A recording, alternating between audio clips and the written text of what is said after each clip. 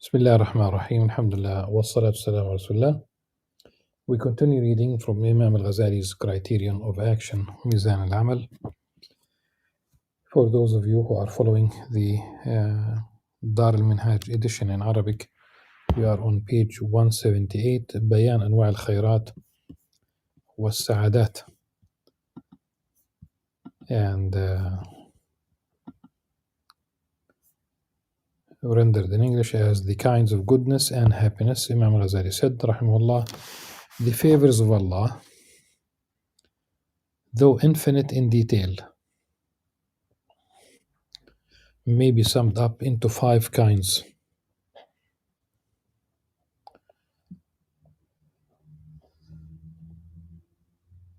The first is the happiness of the hereafter, which is subsistence without annihilation, joy without sorrow, knowledge without ignorance, and wealth unsullied by poverty. This can only be attained through Allah,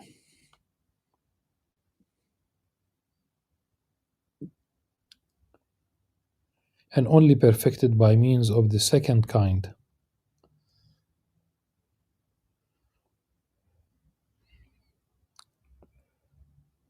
The second kind comprises the virtues of the soul that we summarized earlier into 4 things: the intellect,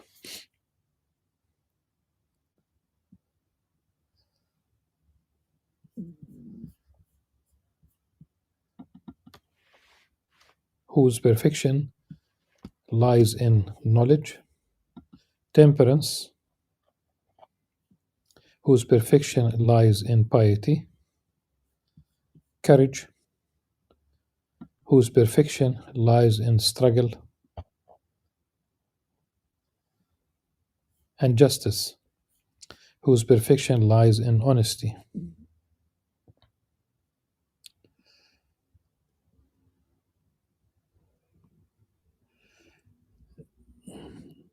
And justice, whose perfection lies in honesty. وَالْعَدَالَةُ وَكَمَالُهَا الْإِنصَافُ. Maybe the word fairness might capture al-insaf.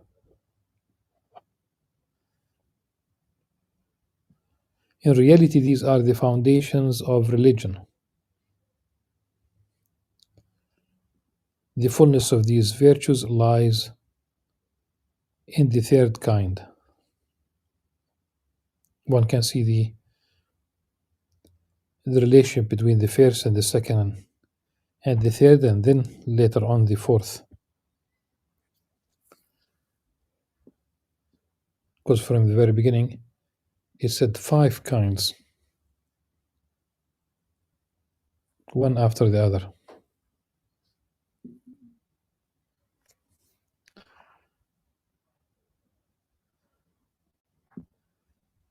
And the 5th kind, basically we talk about the guidance of Allah subhanahu wa ta'ala, but with some details. The 3rd kind comprises the virtues of the body, which may be summarized in 4 things: health, strength, beauty, and long life. These are completed by the 4th kind. The 4th kind comprises the virtues that revolve around man, which may be summarized in 4 things: wealth, family, honor, and noble kinship. Karamul Ashira.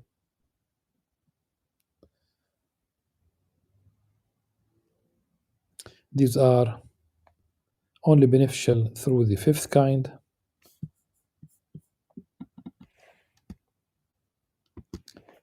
The 5th kind comprises the virtues of Allah given success, Hidayatullah Ta'ala,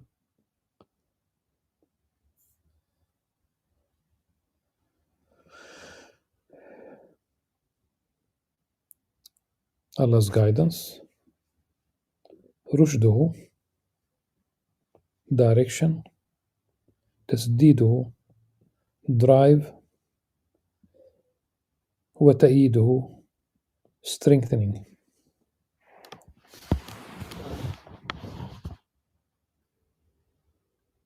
Guidance is hidayah. Rushd, okay, direction. Drive for tasdeed, sadad. Tasdeed is to be enabled to do the right thing, accuracy, right. We say sadad al-ra'i, the right opinion. These kinds of happiness, then aside from those of the hereafter, are 16 in number. Effort does not play a role in the acquisition of any of them, except for the virtues of soul in the manner described earlier. You are aware that there are 5 kinds of happiness, namely those pertaining to the hereafter, the soul, the body, the external world, and Allah-given success. Some of these are in need of others. This need may be essential, such as the virtues of the soul, without which there is no hope of attaining the bliss of the hereafter, or the health of the body, without which the virtues of soul cannot be attained. In other cases, the need is merely beneficial, such as the need for these external virtues. For if wealth, family, and kinship are not present, this would lead to obstacles on the road to the other virtues. I think it's important because Imam Ghazali says, you might ask, why is there any need at all for the external virtues of wealth, family, honor, and noble kinship? The answer is that these things function as the wings that bear one to the goal, or the instrument that facilitates it. This is true of wealth because the impoverished man who seeks perfection is like the soldier who goes to war without a weapon, or a wingless falcon that goes hunting.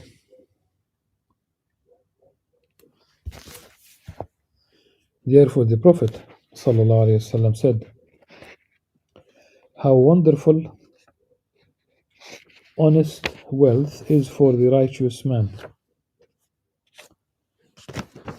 نعم المال الصالح للعبد الصالح. Imam Al-Ghazali, the text of the hadith, نعم ما بالمال الصالح للرجل الصالح نعم المال الصالح للعبد الصالح, أو كما قال صلى الله عليه وسلم.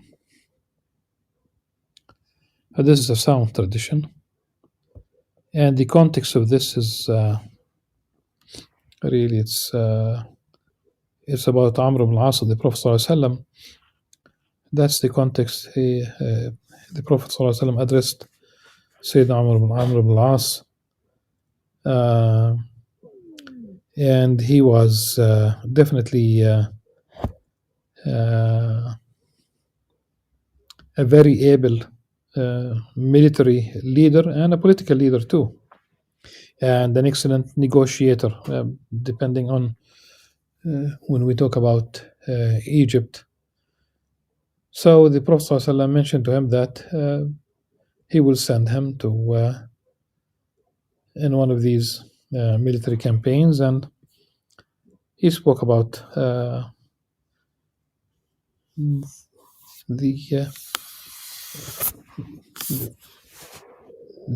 the attainment of some wealth. And Sayyidina Amr ibn al-As spoke about his position as really that he wanted really the nearness to the Prophet ﷺ.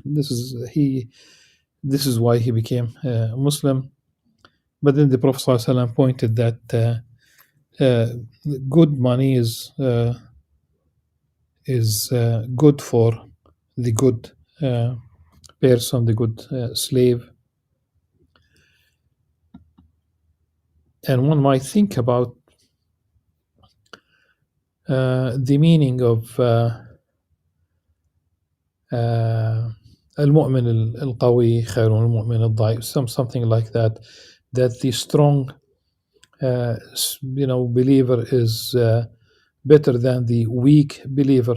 Strength has many meanings, and one might restrict himself or herself in understanding this to physical strength. That's not really entirely true. It is one part, one aspect, but also financial strength, especially when we talk about a state. Okay, if you talk, because when the state is wealthy, for example, then there's certain level of security, the ability to build infrastructure, the ability to build health institutions, excellent educational institutions, etc. So you could, in principle, be your heart is not attached to material wealth, but you understand very well the importance of material wealth for the society at large. We'll talk about from the family level all the way to the state. So after mentioning the falcon, so this is the true of wealth. So this is true of wealth because the impoverished man who seeks perfection is like the soldier who goes to war without a weapon, or a wingless falcon that goes hunting. Therefore, the Prophet ﷺ said, how wonderful. Honest wealth,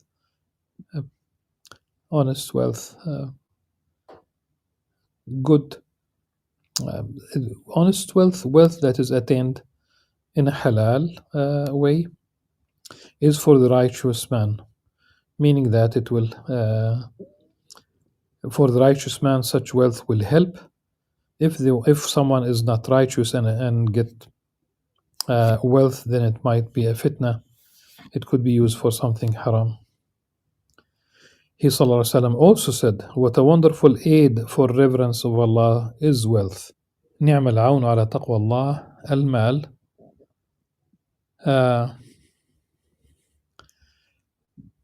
نعم العون على تقوى الله الغنى. مال الغنى, we talk about wealth. I have read it being attributed to Muhammad bin Munkadir. But if we talk about something, صحيح, something صحيح, something sound, a text that is sound, لا بأس بالغنى لمن اتقى. That is صحيح. It's okay. Wealth is okay. It's not a problem for someone who is God conscientious. لمن اتقى. And that's part of a longer hadith. How should it be otherwise? When the person bereft of wealth must spend most of his time seeking sustenance, clothing, shelter, and the other essentials of life, and so has no time to pursue knowledge, which is the noblest of virtues. He is also deprived of the virtues of Hajj, charity, zakah, and other public good works. Ifadatul khayrat. They are supporting. It's a beautiful, the translation, public good works. As for family and righteous children, the need for them is obvious.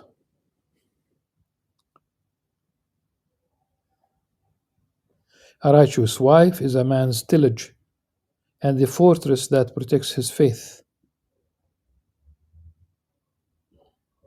Beautiful description. The Prophet ﷺ said, what a wonderful aid for religion is the righteous wife. Narrated by Imam Muslim, sound tradition. He ﷺ also said about children, when a man dies, all his deeds cease except three: ongoing charity. Ongoing charity, more than one meaning, but essentially we talk about It could be any amount of money invested in a clinic, in a hospital, any amount of money, as long as the hospital exists and people benefit from that, then this is ongoing charity. It could be a school, it could be a public library, it could be infrastructure, a village that had no streets, no electricity, no running water. Investing in any part of that, that's an ongoing charity.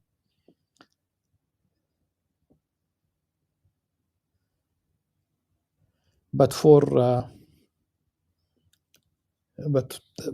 there are some people who are wealthy enough to establish their own institutions to invest the zakah money and to continue distributing wealth to the aid to the needy, whether locally or internationally. So that's also inshallah ongoing, if this is the idea.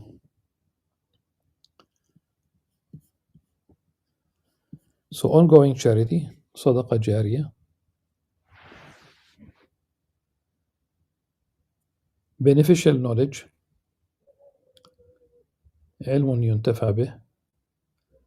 You might say, is there knowledge that is not beneficial? Oh yes. Oh yes. All the knowledge that is invested in developing weapons of mass destruction, destroying humanity, or making this a possibility, like all these nuclear bombs. I have read about a Russian rocket that once it is airborne, it does open, like it has a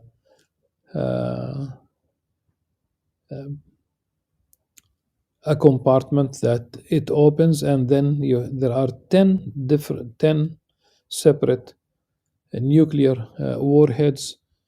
Each one of them could go in a different direction, programmed, and all of them. So one is airborne, and then it opens, and we talk about 10 nuclear warheads going in 10 different directions. It has been said that these countries that have nuclear weapons, they have enough nuclear weapons to destroy life on Earth 50 times. Of course, after you destroy life on Earth once, there is no need for second or third, mind you, 50 times. Or all this knowledge about creating gambling machines. Definitely there is intelligence behind these machines, but it's not beneficial, it is destructive, etc. And the third one, which is really the point in this context, in this paragraph, a righteous child who prays for him. أو ولد صالح يدعو له. Okay. Why a righteous child? Because if the child is not righteous, is not going to pray for him, that child is not going to pray for himself or herself. Imam Al-Ghazali continues, rahimahullah, when a man has a large family and many relatives, they help him and function as his ears, eyes, and hands.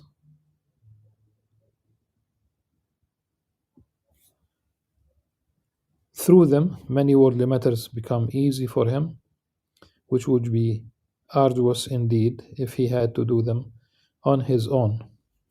The less pressing needs one has in the world, the freer the heart is to engage in worship and knowledge, and one is therefore aided in matters of faith.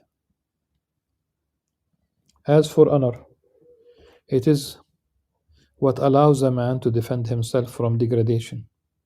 No Muslim can do this, or can do without this, for he will never be free of enemies who mean to harm him.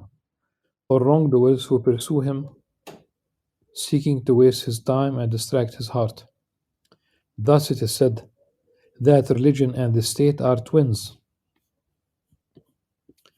It is also said that religion is the foundation, while the state is the guard. In addition, the house without a foundation will crumble, and the house without a guard will be ransacked.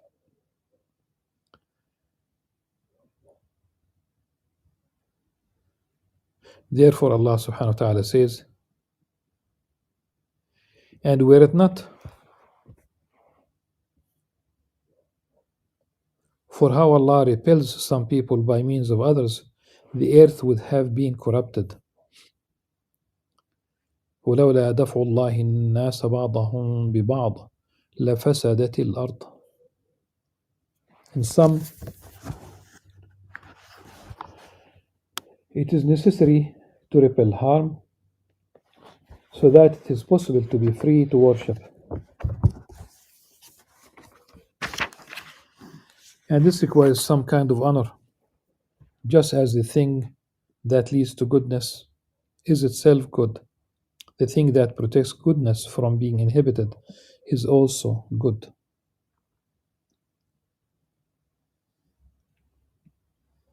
Now about kinship. It said, as for noble kinship and lineage, some might disparage it and say that a man is judged on his own merits alone, and that all people are the children of the good they do.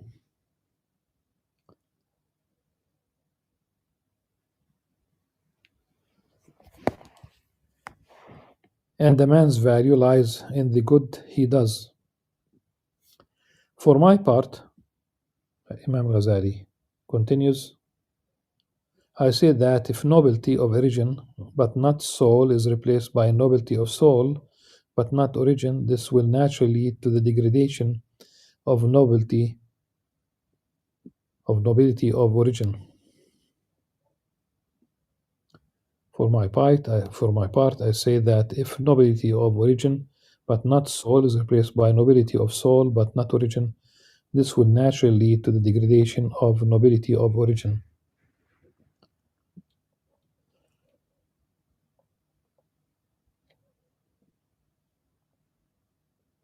Yet, if instead it is added to it,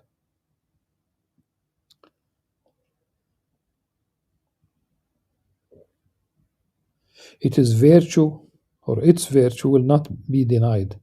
As a poet said, if the good man's son is good, he will outdo his father. In fact, if it is added to it, its virtue will not be denied. That's the first part of the verse of poetry. So, as a poet said, it should have been placed before.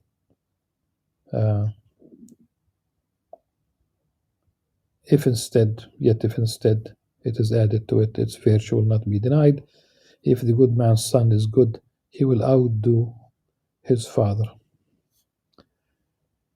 And in the as stated in the hadith, is a well-known hadith, especially when we talk about political philosophy, if you will, in Islam, or siyasa shar'iyya. The hadith says lineage is, of course, the Imams must be from Quraysh. Imam Ghazali said, as stated in a hadith, lineage is also a condition of the imamate. And now the text of the hadith, the Imams must be from Quraysh. Al-a'immatu min Quraysh. And of course, one should remember that the word Imam here, it's not about the Imam who leads prayer in the mosque. This is Al-Imam Al-A'zam. So even when we talk about A'immat Al-Amsar, the Wali, the Amir, the Hakim, the anything below the Imam Al-Uzma could be, it's not really a condition. But one should also understand the Ibn Khaldun when we talk about Quraysh means also Al-Asabiyya. One should also explain this kind of kinship, this kind of it is Quraysh, but it's really also about having that kind of strength, if you will, that political power. But there's something intrinsic about Quraysh, inshallah.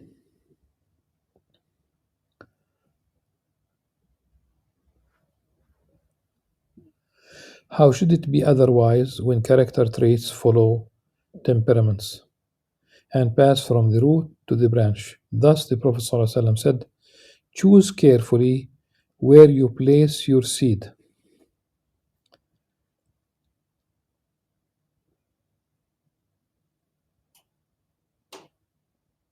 تخيروا لنطفكم.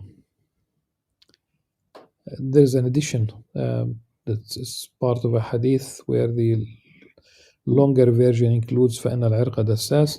The meaning is sound. The chain of narrators is not. So it's a weak chain of narrators. So it's not a sound tradition. But the meaning is absolutely correct, inshallah. And it is followed by another hadith. This hadith is also well known, but unfortunately, the meaning again is the image, the metaphor, the allegory. The hadith is the part that is mentioned here. The Prophet ﷺ said, beware of the green dung, a beautiful woman raised in a bad environment. إياكم وخضراء الدمن.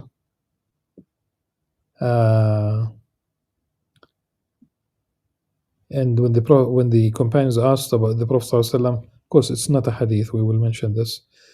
What is خضراء الدمن? He said المرأة الحسناء في المنبت السوء, a beautiful woman raised in a bad environment. The first thing is it green dung or is it green like a flower emerging literally from dung? Okay, that's always a possibility.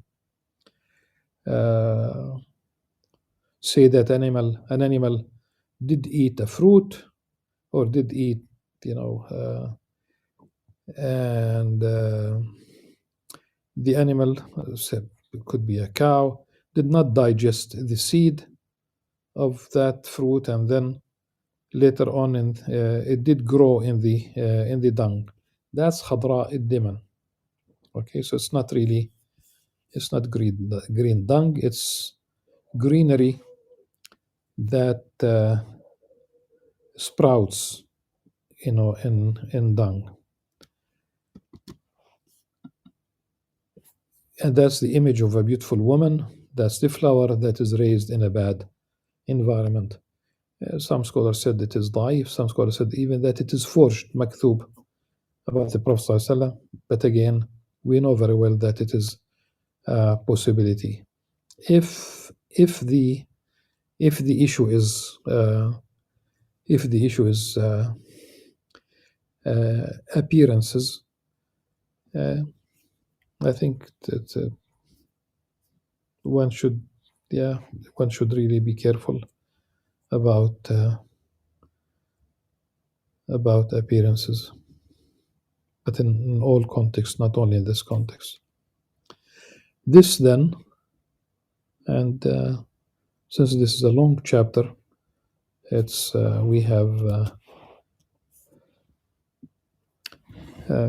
we are halfway through this chapter, and I think it makes sense to divide it into two parts, and we'll just simply continue with the very last paragraph, and inshallah we'll complete it tomorrow.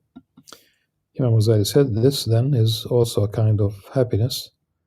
By it we do not mean descent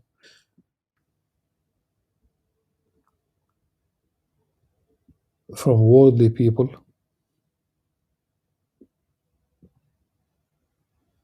such as rulers and princes, but rather descent from pure, goodly souls, marked by knowledge, worship and intellect. ولكن الانتساب إلى النفوس الزكية الطاهرة المزينة بالعلم والعبادة والعقل. So inshallah we will continue with this tomorrow بإذن الله عز وجل. Until then, سبحانك اللهم وبحمدك نشهد أن لا إله إلا أنت نستغفرك ونتوب إليك. السلام عليكم ورحمة الله وبركاته.